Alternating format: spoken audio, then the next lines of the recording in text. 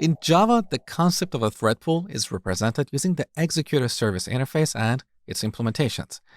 So we have thread pool executor, which is a typical thread pool implementation. This is the one that we use most of the time. We also have scheduled thread pool executor.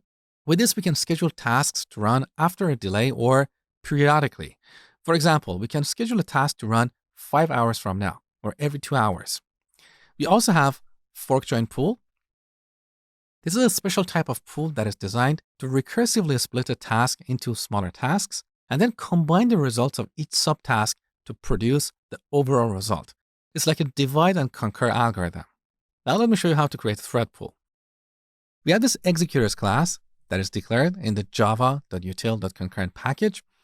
This class has a bunch of static factory methods for creating an executor service.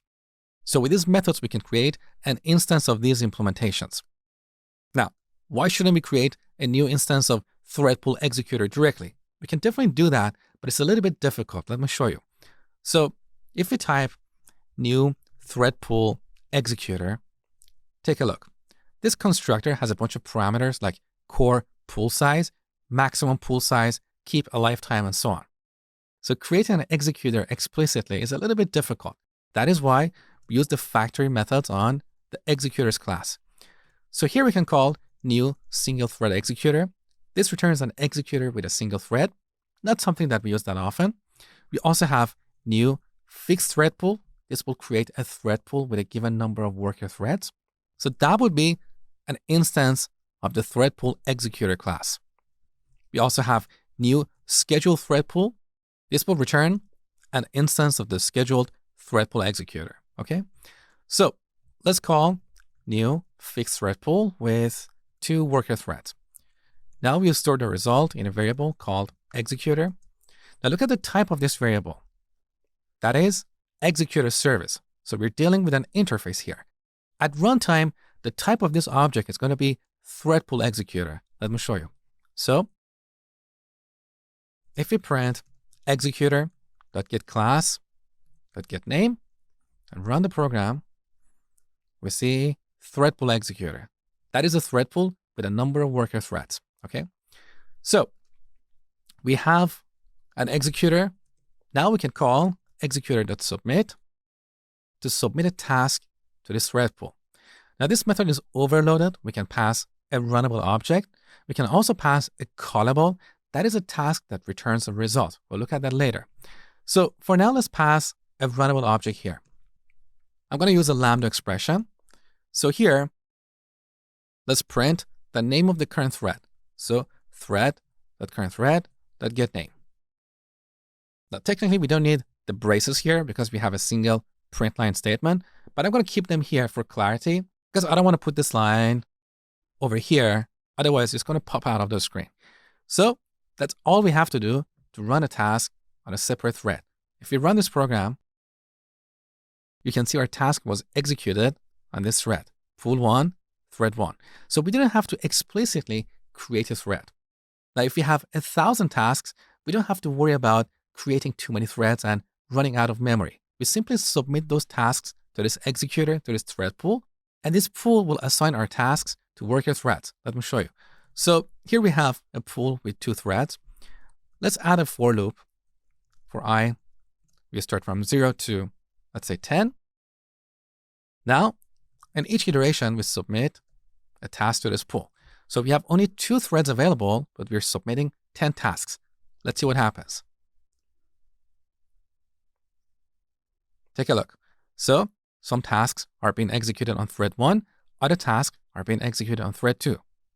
See? So internally, this executor maintains a queue. Every task that we submit goes in this queue and waits for an available thread. Okay? Now, let's get rid of this for loop. We don't need it anymore. So we create an executor and submit a task. Now, if I run this program again, we get this dialog box saying that our program is still running. Why is that? Because when we start an executor and submit a task, the executor thinks there might be more tasks coming in the future. So it's not going to terminate. It's going to stay in the memory waiting for new tasks. So we have to explicitly shut down an executor to terminate our program. And to do that, we call executor.shutdown. We also have shutdown now. The difference is that the shutdown method doesn't stop the current tasks, so it will wait for the completion of those tasks, but it's not going to accept any new tasks. In contrast, if we call shutdown now, this will force the existing tasks to stop, okay? So let's call the shutdown method. Now we run the program. We get this dialog box because we didn't shut down our executor previously. So let's rerun this program. All right, our program shut down. So if I run it again, we don't get that warning, okay? Now, what if something goes wrong over here? Or we might have some code, and this code throws an exception. With that, we're not going to be able to shut down an executor properly. So as a best practice, we should run this inside a try finite block. So I'm going to add a try block here. In the try block, we submit our task. And in the finite block, we shut down the executor. With this, we'll make sure that no matter what, we always shut down an executor and release it from the memory. So this is the benefit of using the executor framework. We don't have to worry about thread manipulation anymore. We let the executor framework take care of all of that.